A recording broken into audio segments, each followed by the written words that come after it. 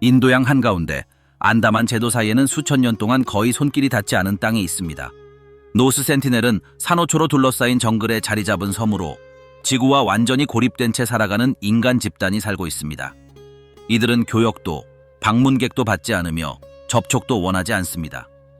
다른 부족들과 달리 이들은 근대화에 흡수되지 않았습니다.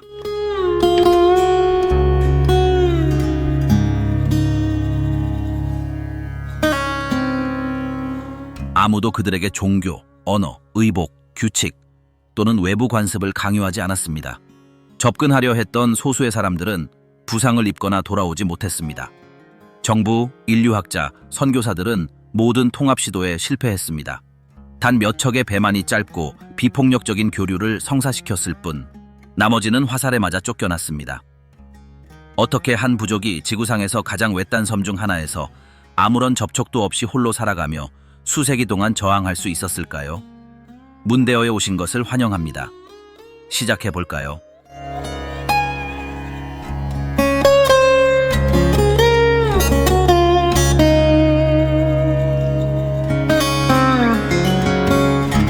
노스 센티넬 섬에 숨겨진 기원. 노스 센티넬 섬은 약 60제곱킬로미터, 약 23제곱마일에 달하는 거의 정사각형 모양을 하고 있습니다.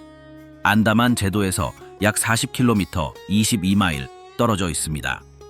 안다만인 안족, 자로아족 등 흑인의 특징을 가진 여러 토착민들이 이 섬에 살고 있습니다.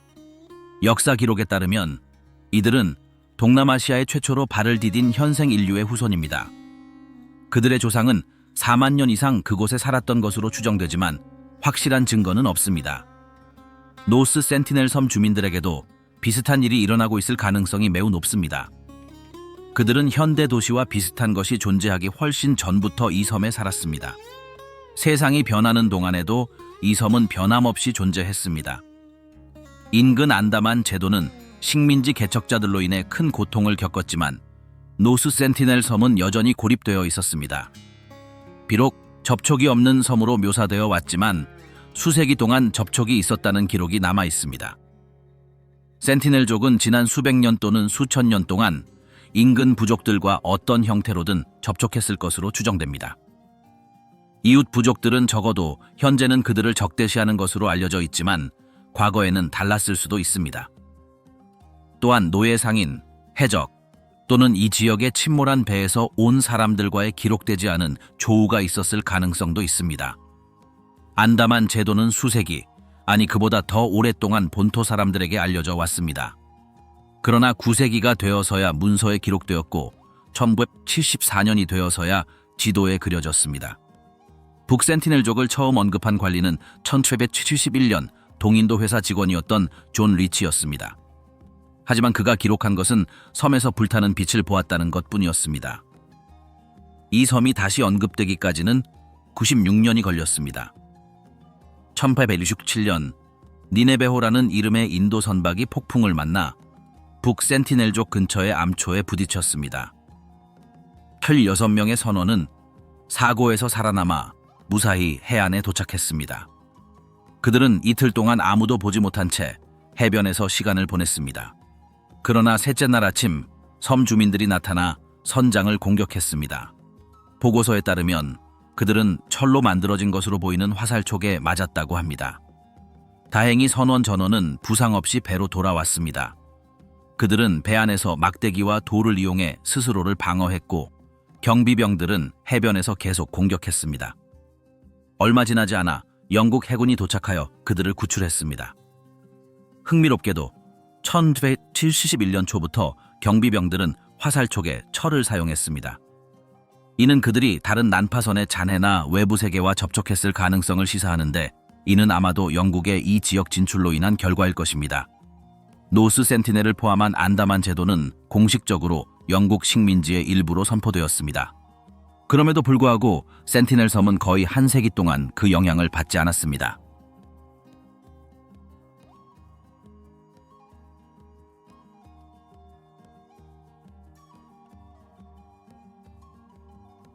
포트먼, 침묵 속의 첫 번째 틈, 노스 센티넬을 포함한 안다만 제도는 영국의 식민 지배를 받게 되었습니다. 하지만 센티넬 섬은 거의 100년 동안 외부의 개입 없이 변함없이 유지되었습니다. 다른 섬들은 그렇지 못했습니다. 영국은 심각한 질병을 들여와 19세기 중후반에 식민지화를 시작했습니다. 안다만 섬 주민의 절반 정도가 감염이나 싸움으로 사망했습니다. 시간이 흐르면서 강제 노역에 동원된 죄수들은 숲을 개간하기 시작했습니다. 때때로 이 무리들은 원주민들의 공격을 받았는데 원주민들은 이들을 원하지 않았습니다. 긴장은 고조되었고 결국 에버딘 전투로 알려진 대규모 전투가 발발했습니다. 약 1,500명의 원주민이 유형지 중 한 곳을 공격하기 위해 직접 나섰습니다. 영국은 이미 그들이 올 것을 알고 있었기에 그 지역에 군인과 무기를 제공했습니다. 해안 근처에는 무장한 영국 선박도 있었습니다. 총기와 대포가 원주민들을 빠르게 몰아냈고 원주민들은 활과 창을 사용할 수 없게 되었습니다. 그 후 안다만 사람들은 다시는 싸우지 않았습니다. 그들은 식민지 지배해서 강제로 살게 되었고 영어를 가르치고 노동자로 동원되었습니다. 그들은 매우 열악한 환경에 불안정한 주거지를 제공받았습니다. 수년에 걸쳐 많은 안다만인들이 병들었고 영양실조와 질병으로 서서히 죽어갔습니다. 안다만 니코바르 제도에서는 서로 다른 집단 간의 충돌도 있었습니다. 결국 영국은 노스 센티넬 섬을 제외하고는 그 지역의 거의 모든 섬을 장악했습니다. 19세기 말 안다만 제도의 영국 사령부는 모리스 비달 포트먼이라는 장교에게 배정되었습니다. 그는 안다만 남성들에게 남다른 관심을 보이는 독특한 인물이었습니다. 그는 그들이 고대 그리스 인물을 흉내내는 누드 사진을 많이 찍었습니다. 또한 그들의 성기를 재는 데 집착했습니다. 이러한 집착이 그가 유일하게 사람이 살지 않는 섬인 노스 센티넬 섬에 집중하게 된 계기가 되었을 가능성이 있습니다. 포트먼은 섬에 발을 딛기 전 부하 한 명이 해안을 따라 걷는 사람들을 목격한 일화를 언급했습니다. 그들은 배에서 내리지 않았지만 멀리서 긴 머리를 한 벌거벗은 남자 10명이 활과 화살을 사용하여 물고기를 사냥하는 것을 목격했습니다. 그는 보고서에 다른 섬 주민들이 부족 간의 오랜 갈등으로 인해 센티넬족이 동맹이 아니라고 주장했다고 기록했습니다. 이 정보는 또한 최근 센티넬족과 다른 부족 사이에 싸움이 있었다는 단서가 됩니다. 포트먼이 목격한 것과 다른 섬 주민들의 주장은 그의 호기심을 증폭시켰습니다. 그 섬에는 거의 알려진 바가 없는 부족이 있었지만 리틀 안다만족에서 유래한 집단으로 여겨졌습니다. 만약 그것이 사실이라면 그들은 더 이상 서로 연락을 유지하지 않았습니다. 1880년 1월 포트먼은 영국군, 인도와 버마에서 온 포로, 그리고 안다만 추적자 몇 명을 포함한 대규모 탐험대를 조직했습니다. 첫 방문에서는 아무도 찾지 못했습니다. 버려진 마을만 있었습니다. 그럼에도 불구하고 포트먼은 마치 지역 주민인 것처럼 추적자들의 사진을 찍었습니다. 며칠 후 그는 팀과 함께 돌아왔지만 이번에는 실패했습니다. 그들이 다가가자 그들은 숲에 숨은 보초병들을 발견했습니다. 포트먼과 그의 일행은 정글을 계속 걷다가 나중에 한 가족을 만났습니다.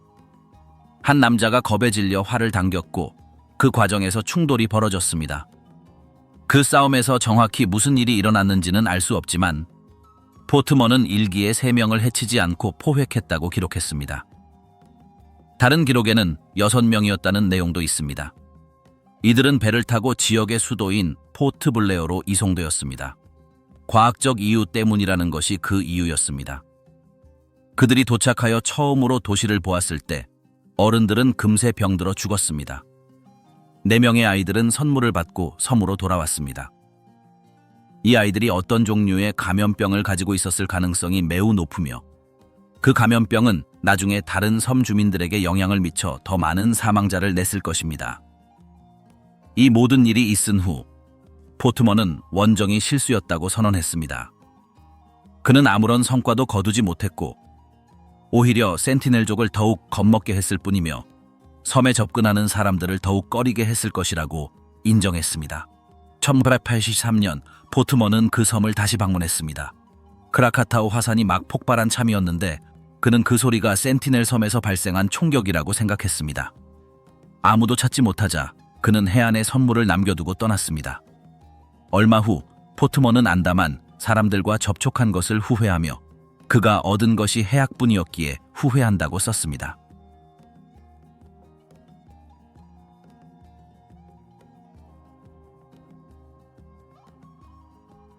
센티넬의 호기심을 자극한 좌초된 바에 1981년 8월 2일 밤 프림로즈호라는 화물선이 악천후로 통제력을 잃었습니다. 몇 시간 동안 거센 파도에 휩쓸려 배는 노스 센티넬 섬 근처 산호초에 좌초되었습니다. 300명의 선원은 폭풍을 이겨냈습니다. 하지만 그들은 최악의 상황이 아직 닥치지 않았다는 것을 알지 못했습니다. 다음 날 아침, 선장은 프림로즈호가 침몰하지 않았고 육지에 발을 디딜 필요가 없다고 안심시켰습니다. 그러나 같은 날 젊은 선원 한 명이 해변에서 벌거벗은 남자들이 자신들을 지켜보고 있는 것을 발견했습니다. 얼마 지나지 않아 50명이 넘는 남자들이 활을 들고 배를 향해 손짓하며 조롱했습니다. 섬 주민들이 배에 도착하기를 바라며 작은 손수 만든 배들을 준비하기 시작하면서 상황은 더욱 악화되었습니다. 다행히 선원들에게는 파도가 여전히 거세게 쳤고 임시변통으로 만든 카누의 품질이 좋지 않아 경비병들이 가까이 다가갈 수 없었습니다. 그럼에도 불구하고 날씨가 좋아지는 듯했고 이는 선원들의 걱정을 더욱 키웠습니다.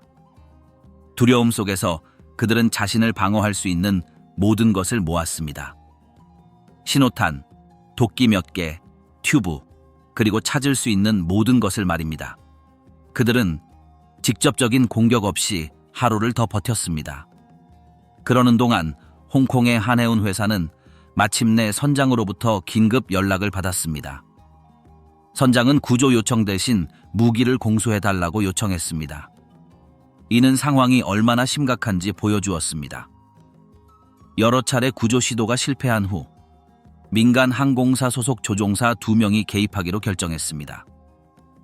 그들은 악천후 속에서도 헬리콥터를 타고 프림로즈호에 도착하는데 필사적인 노력을 기울였습니다. 간신히 선체 갑판에 착륙했습니다. 같은 날 그들은 총 3번의 비행을 거쳐 33명의 선원을 모두 안전하게 대피시켰습니다. 배는 모든 화물과 함께 버려져 경비병에게 발견되기를 기다리고 있었습니다. 그들에게 처음으로 그 배를 탐험하는 것은 완전히 새로운 경험이었을 것입니다. 거대한 구조물에는 곳곳에 이상한 물건들이 가득했습니다. 유용할 수 있는 금속 조각들, 경첩이 작동하는 문들, 유리창, 단추가 달린 방, 그리고 정체를 알 수 없는 도구들로 가득 찬 주방. 만약 그들이 내부에 접근했다면 재사용할 재료를 수집했을 가능성이 높습니다. 화물은 100톤이 넘었고 대부분 닭모이였습니다. 그들은 또한 선원실과 배의 다른 구역들을 수색했을 것으로 추정됩니다. 프림로즈호 내부의 물건들은 대부분 주변에서 찾을 수 없었습니다. 특히 배의 잔해가 여전히 같은 자리에 있는 것을 보면 무슨 일이 일어났는지가 그들에게 분명 오래도록 기억에 남을 것입니다. 프림로즈호 사건은 예상치 못한 일이었지만 양측 모두 사상자는 없었습니다. 따라서 인도 정부는 선물 임무를 계속하기로 결정했습니다.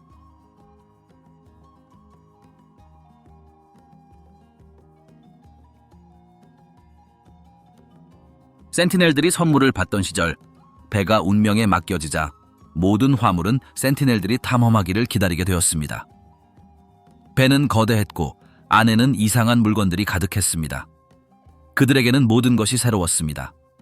곳곳에 귀중한 금속 조각들이 있었고 들러붙지 않고 작동하는 경첩문, 투명한 창문, 단추로 가득 찬 방, 이상한 물건들로 가득 찬 주방까지.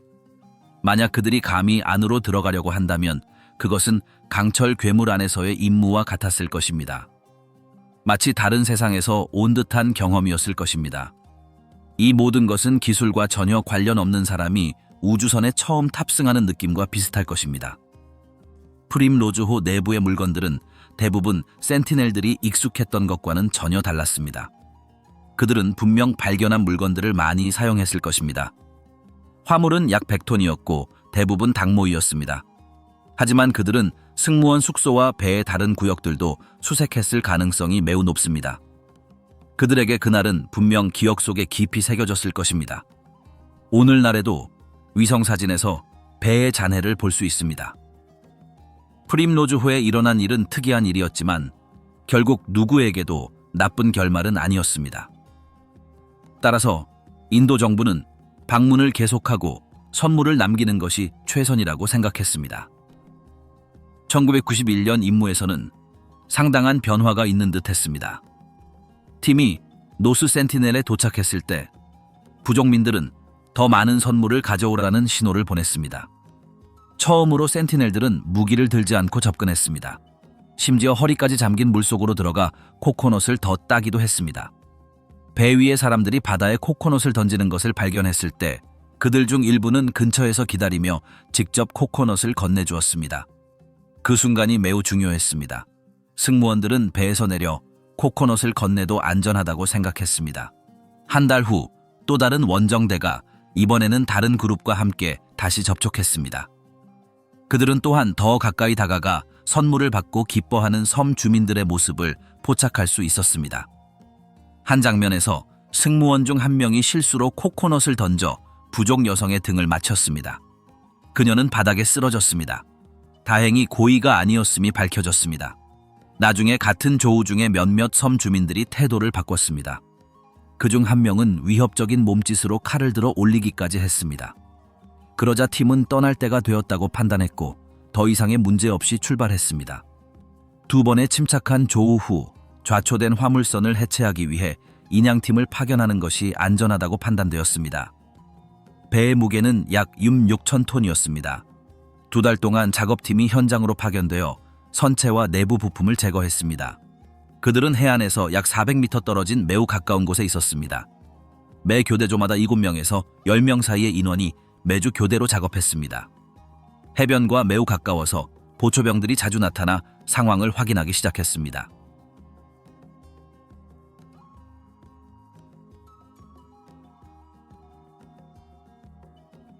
헬리콥터의 화살이 날아든 날 1996년 정기적인 선물 배달 임무가 공식적으로 취소되었습니다. 정부 관계자들은 수세기 동안 자립하여 잘 살아온 이 부족에게 계속해서 다가가는 것이 과연 타당한지 의문을 품기 시작했습니다. 센티넬족에게는 누구도 필요하지 않았습니다. 그리고 나머지 세계 또한 그들을 필요로 하지 않았습니다. 현대 세계와 접촉한 후 안다만족에게 일어난 일을 보면서 그들이 계속해서 방문을 고집한다면 같은 일이 센티넬족에게도 일어날 수 있다는 것이 분명해졌습니다. 그 후 몇 년 동안 너무 가까이 다가가거나 너무 가까이 다가가지 않고 가끔씩 멀리서만 방문했습니다. 부족민들의 반응은 엇갈렸습니다. 2004년 쓰나미 이후 인도 정부는 그들의 생존 여부를 확인하기 위해 2차례의 방문단을 파견하기로 결정했습니다.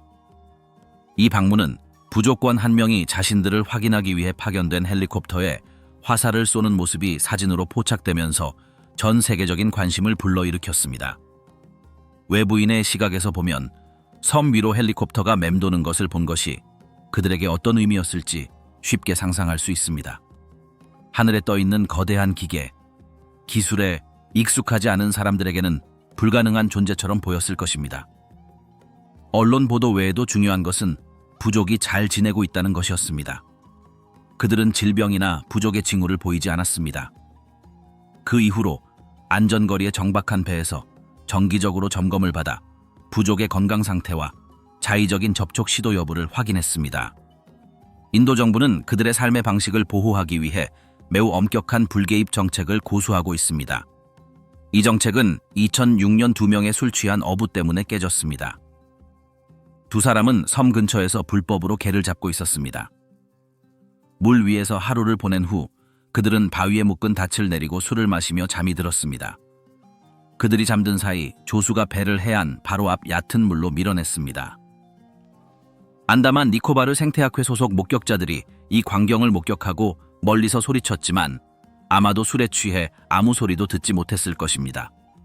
배는 계속 표류하다가 너무 가까이 다가왔습니다. 그때 보초병들이 공격하여 두 어부를 죽였습니다. 이는 100여 년 만에 부족민에 의한 최초의 사망 사례로 기록되었습니다. 시신을 수습하기 위해 팀이 파견되었지만 보초병들은 이미 시신을 매장한 후였습니다.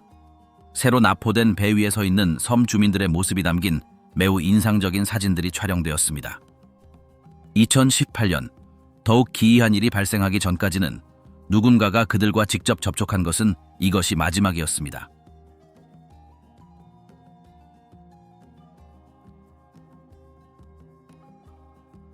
하나님께서 자신을 센티넬 섬으로 인도하신다고 믿으며 순교한 선교사. 이 섬은 2018년까지 아무런 연락도 받지 못했습니다. 그런데 매우 이례적인 사건이 발생했습니다. 1991년 엘라베마에서 태어난 존 앨런 차우라는 남자가 섬에 손을 내밀기로 결심했습니다. 과거 인터뷰에서 그는 어린 시절 로빈슨 크루소와 비버의 표식 같은 책을 읽었다고 회상했습니다.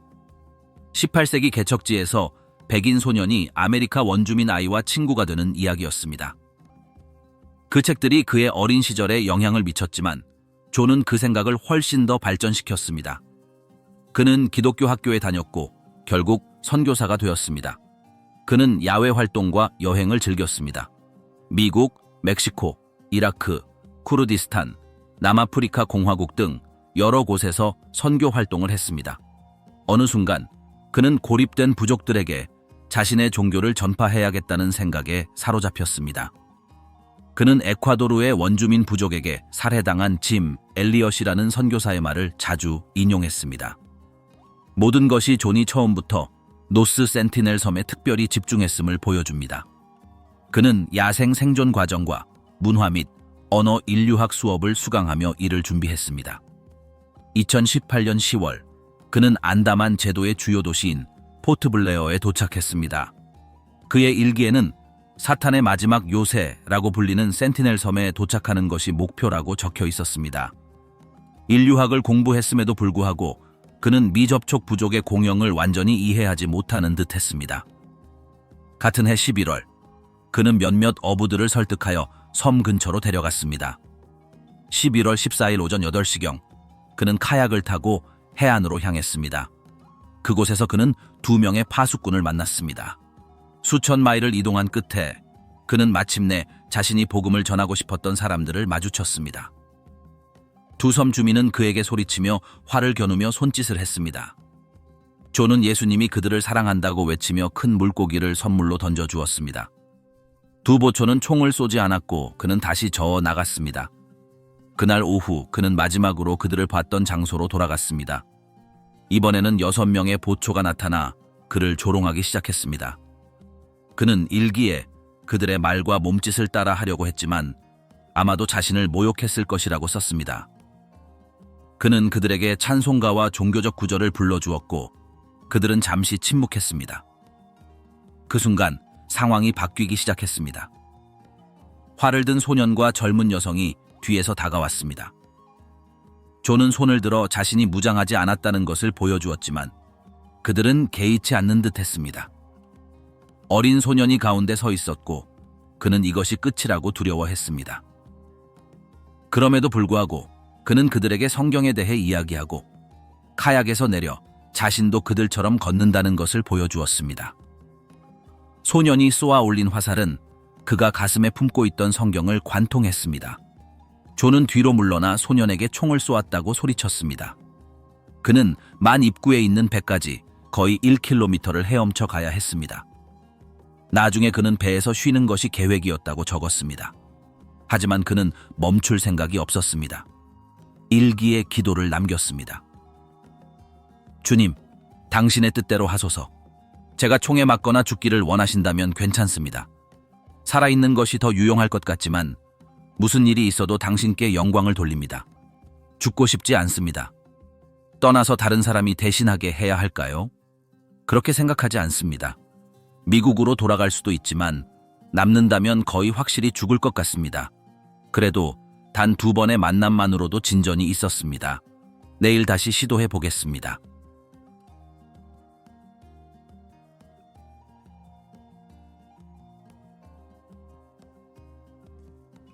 센티넬족을 살아있게 하는 자연의 균형. 2018년 이후 센티넬족은 아무런 방해도 받지 않았습니다. 그리고 이상적으로는 앞으로도 그럴 것입니다. 지난 수백 년 동안 그들이 외부 세계와 어떤 관계를 맺어왔는지 더 명확하게 알게 된 지금 그들의 진짜 모습을 살펴볼 가치가 있습니다. 지구상에는 그들과 같은 소수의 부족만이 남아있으며 아마존의 일부 고립된 부족들처럼 다른 고립된 부족들보다 센티넬족에 대해 더 많이 알려져 있기를 바랍니다. 먼저 그들의 섬에 대해 이야기할 필요가 있습니다. 섬의 면적은 약 60제곱킬로미터, 즉 23제곱마일입니다. 디즈니랜드의 절반 정도 크기입니다. 작아 보일 수 있지만 실제로는 꽤 넓은 공간입니다. 이 섬은 2004년 지진으로 지면이 약 2m, 즉 7피트, 약 2m가 솟아오른 후 노출된 산호초로 둘러싸여 있습니다. 섬 전체가 정글로 뒤덮여 있어 내부 지형에 대해서는 알려진 바가 거의 없습니다. 공중에서 보면 중앙 근처에서 언덕과 고지대가 보입니다. 해발 약 122m, 400피트 높이의 두 봉우리가 있습니다. 이러한 고도 덕분에 부족은 잠재적인 쓰나미에서 살아남을 수 있었습니다. 섬의 식생은 주로 열대 및 아열대 화렵수로 이루어져 있습니다. 섬에는 토종 코코넛 야자수가 없지만 이전 방문 기록에 따르면 섬 주민들이 코코넛 야자수를 발견하면 즐겨 먹는 것으로 나타났습니다. 야생 멧돼지가 서식하고 있을 가능성도 있습니다. 포트먼은 동쪽 마을의 보초병 옆에 멧돼지 두개골 더미가 쌓여 있는 것을 본 적이 있다고 언급했습니다. 이 뼈들은 다른 곳에서 왔을 가능성도 있지만 토종 동물일 가능성도 있습니다. 만약 그렇다면 이들이 오랫동안 사라지지 않고 인간과 공존해 왔다는 점이 흥미롭습니다. 섬에는 코코넛 크랩과 다양한 종류의 새 등 다른 식량원도 있습니다. 이들이 섭취하는 대부분의 음식은 바다에서 온 것으로 보입니다. 조개류, 물고기, 거북이, 심지어 돌고래나 상어까지 말입니다. 이들의 건강 상태가 좋은 것으로 보아 충분한 식량을 확보하고 있는 것으로 보입니다. 그럼에도 불구하고 그들의 인구는 섬의 크기에 의해 제한되었을 것입니다. 노스 센티넬 섬에는 여러 시기에 걸쳐 50명에서 400명 사이의 사람들이 살았던 것으로 추정됩니다. 전염병이 이미 그곳에 도달했을 가능성이 높습니다. 특히 포트먼이 수년 전 아픈 아이 4명을 섬으로 돌려보낸 이후로 더욱 그렇습니다. 당시에는 상당한 인구 감소가 발생했을 수도 있습니다. 하지만 만약 그들이 살아남았다면 젊은 세대가 외부 질병에 대한 면역력을 키웠을지도 모릅니다. 그럼에도 불구하고 그들은 여전히 현대사회의 바이러스에 매우 취약할 가능성이 높습니다. 그런 이유로 존 앨런 차우의 행동은 매우 위험했습니다. 그의 의도는 자신의 신앙을 전하려는 것이었지만 의료 감독 없이 단순히 신앙에 접근하는 것만으로도 침묵의 비극을 초래할 수 있었습니다. 그러한 영향은 즉시 눈에 띄지는 않지만 전체 인구를 휩쓸어 버릴 수 있습니다. 지금으로선 멀리서 보면 센티넬족은 건강해 보입니다. 건강해 보이고 강해 보이며 건강의 징후를 보입니다. 그들은 체구가 작고 이웃 안다만족과 비슷한 특징을 가지고 있습니다. 이러한 유형의 인구는 소위 네그리토 집단에 속하는 것으로 간주됩니다. 네그리토는 키가 작고 피부색이 어둡고 특정 아프리카적 특징을 가진 사람들입니다. 하지만 이는 단지 외모의 문제일 뿐입니다. 유전적으로 이들은 아프리카인보다는 중국인과 같은 동아시아인에 더 가깝습니다. 이러한 측면은 이전 분석에서 더 자세히 설명되었습니다.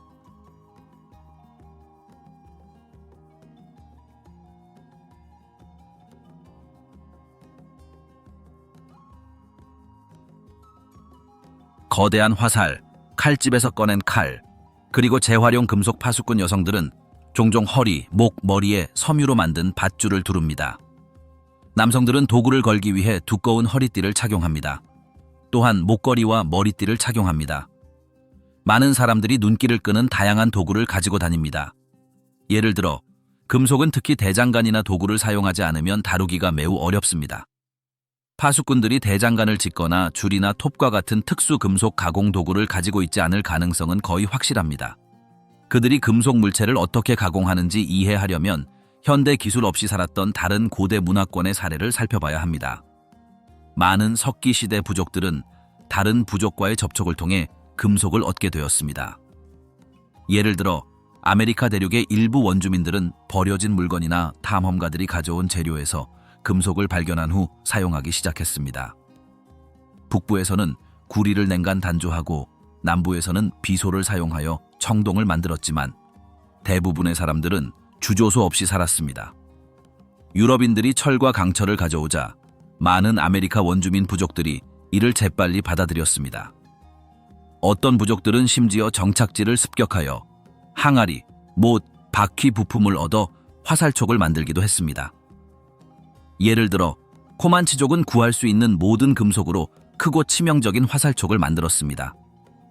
그들은 단단한 돌로 금속을 갈아서 휘어지고 갈라지게 한 다음 사포로 날을 세웠습니다.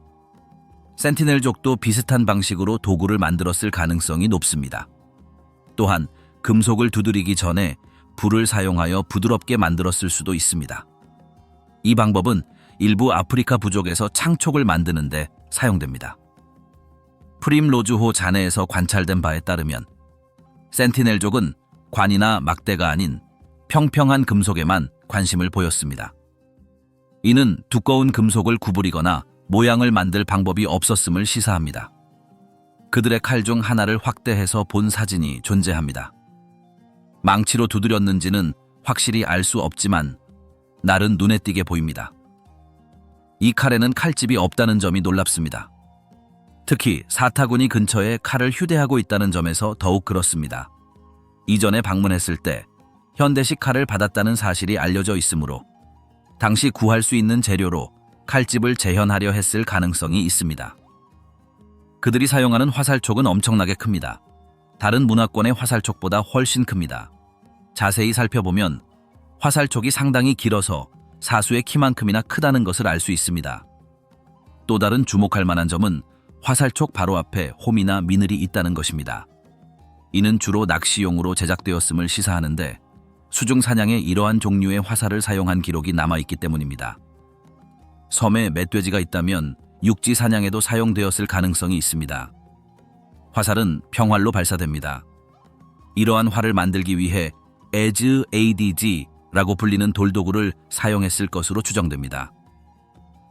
여러 사람이 이 도구를 들고 있는 모습이 목격되었으며 기록된 장면에서는 한 남자가 배에 긴 창을 던지기도 했습니다. 이미지는 거의 없지만 센티넬족이 가느다란 카누를 사용하여 얕은 물에서 낚시를 하고 이동했다는 것은 알려져 있습니다. 노를 사용하지 않고 긴 낚싯대를 사용하여 추진했기 때문에 해안 지역으로만 항해할 수 있었습니다. 그들은 이 카누를 사용하여 낚시와 사냥을 했습니다. 물고기를 쏘고 거북이를 사냥했다는 사실도 확인되었습니다. 2006년 사건과 관련하여 그들은 어선과 함께 탑승객들을 납포한 것으로 알려졌습니다. 그들은 그들을 죽이고 묻었지만 그들이 가지고 있던 모든 것을 사용했을 가능성이 높습니다. 그 배에 정확히 무엇이 있었는지는 알 수 없지만 낚시 도구와 현대 유물이 있었을 가능성이 높습니다.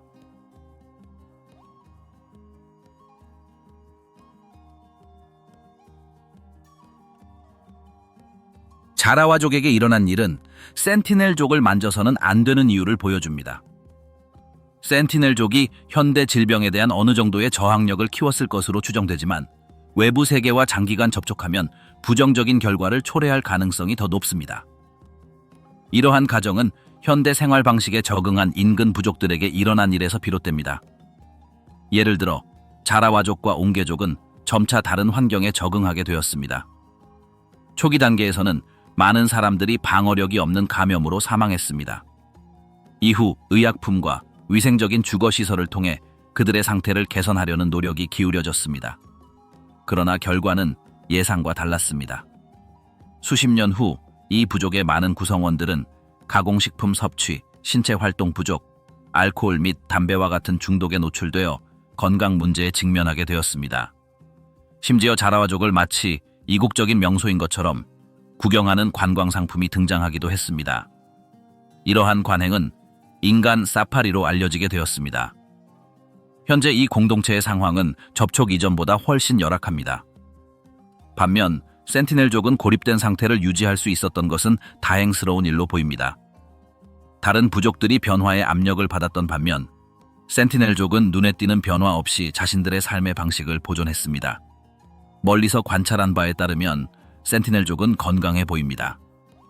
그들은 신체적으로 강하고 활동적이며 아이들, 임산부, 그리고 끊임없이 움직이는 성인들을 포함합니다. 그들의 공동체는 여러 세대에 걸쳐 그래왔듯이 외부의 도움 없이 기능합니다. 그들은 수세기에 걸친 세상의 변화에도 불구하고 살아온 생활 방식을 유지하고 있습니다. 그들이 마주친 몇 안 되는 외부 요소들을 어떻게 해석하는지 상상하기는 어렵습니다. 그들은 과거 탐험에서 가져온 바에 헬리콥터 또는 물건들에 대한 그들만의 이해를 형성했을지도 모릅니다. 어쩌면 그들은 이미 이러한 요소들이 무엇을 상징하는지에 대한 그들만의 비전을 구축했을지도 모르며 이것이 그들이 거리를 두는 것을 선호하는 이유를 설명할 수 있을 것입니다. 지금까지 유일하게 분명한 것은 그들이 현대 세계의 급격한 속도에 휩쓸리지 않고 자연 환경 속에서 그들만의 규칙에 따라 살아가고 있다는 것입니다. 외부 변화에도 불구하고 그들은 관찰은 하되 변화시키지 않은 마지막으로 온전한 문화 중 하나로 남아 있습니다.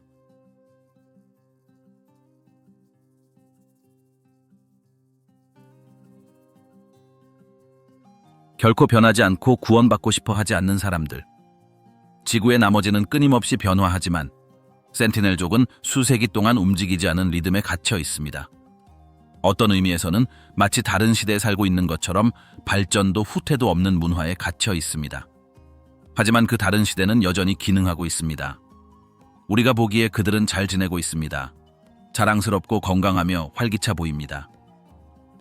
아이들이 곳곳에 있고 출산을 앞둔 여성들, 그리고 각자의 일에 열중하는 남성들.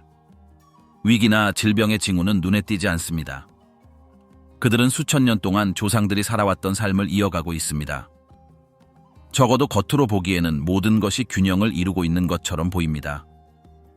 아마도 앞으로 몇 년 동안은 모든 것이 그대로 유지될 것입니다. 이 섬은 그들의 전부입니다. 그들이 사용하는 모든 것은 그곳에서 나옵니다.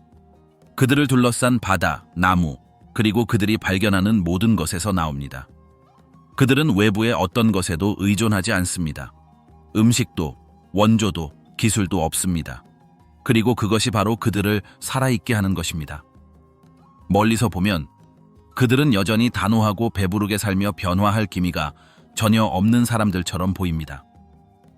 현대 사회로 밀려나 그 과정에서 파탄난 다른 부족들과는 달리 센티넬족은 다른 부족들이 이미 잃어버린 것, 바로 자신의 삶에 대한 통제력을 여전히 유지하고 있습니다.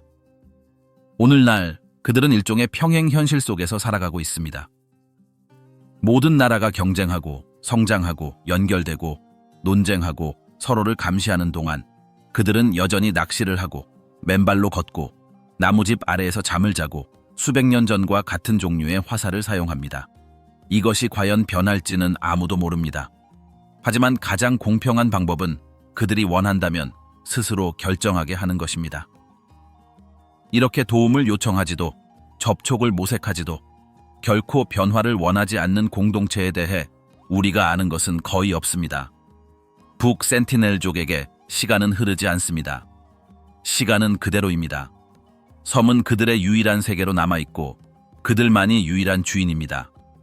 그들은 언제나 그랬듯이 누구도 필요로 하지 않고 살아갑니다. 주변 모든 것이 변하는 와중에도 그들은 변함없이 한결같습니다. 서두르지도 두려워하지도 바깥 세상 일에 관심도 없습니다. 어쩌면 그들에게는 부족한 게 없을지도 모릅니다. 어쩌면 애초에 필요 없었던 걸지도 모릅니다.